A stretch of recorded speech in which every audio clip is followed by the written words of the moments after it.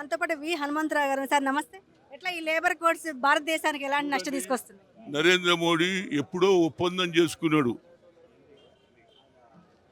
ముఖేష్ అంబానీతో మొత్తం గుర్చుకున్నాడు. ఎందుకంటే ఆయనకు ఒక ఆలోచన వచ్చింది, 3 సార్లు నేను గుజరాత్లో ముఖ్యమంత్రి అయినా ఇక నేను దేశం మీద పోతున్నా అంటే వాళ్ళు అన్నారు డబ్బు గల్లోళ్ళందరూ నీకు సపోర్ట్ చేస్తాం, కానీ మాకు కూడా న్యాయం చేయాలంటే ఇప్పుడు ఏం చేస్తుండు, లేబర్ నోట్లే మట్టి కొడుతున్నాడు, కోటీశ్వరకు లాభం చేస్తున్నాడు.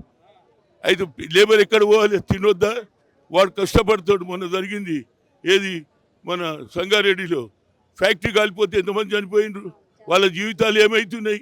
దాని మీద రాష్ట్ర ప్రభుత్వం కానీ కేంద్ర ప్రభుత్వం ఇప్పటిదానికి ఏం మాట్లాడతలేదు. నా ఉద్దేశంలో తప్పనిసరిగా రాష్ట్ర ప్రభుత్వం గట్టి నిర్ణయం తీసుకున్నది, వాళ్ళకి న్యాయం చేయాలని.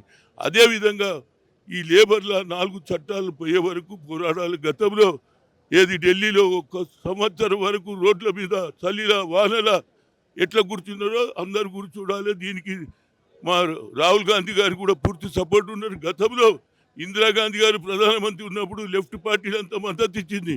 వాళ్ళకి ఏ ప్రాబ్లం ఉందో అన్నీ సాల్వ్ చేసింది. ఈయన ప్రాబ్లమ్ సాల్వ్ చేయడు, ప్రాబ్లం క్రియేట్ చేస్తాడు, చేసేసి మళ్ళీ గెలవాలని ఉన్నది 4వ సారి. కనుక ఏదైనా మన్రేగా మహాత్మా గాంధీ ఏం తప్పు చేసిండండి? దేశాన్ని స్వాతంత్రం తేవడం తప్ప ఒక కట్టె లేకుండా ఒక తుపాకీ లేకుండా. అదే సుభాష్ చంద్రబోస్ అన్నాడు మనం యుద్ధం చేద్దాం, సిపాయిలను తయారు చేద్దామంటే సిపాయి లేడు, ఏం లేడు. అహింస ద్వారా ఈ దేశాన్ని స్వాతంత్రం తెస్తే ఆయన రంగూన్లో 1944లో ఏమన్నాడు, రేడియోలో చెప్పిండు ఈయన జాతిపిత. మన దేశంలో ఎన్ని జాతులు ఉన్నాయమ్మా, ఎన్ని కులాలు ఉన్నాయమ్మా, ఎన్ని భాషలు ఉన్నాయమ్మా, ఎంతమంది దేవుళ్ళు ఉన్నారమ్మా, అందరినీ ఏకం చేసి కానీ జాతిపితకే అవమానం చేస్తున్నాడు.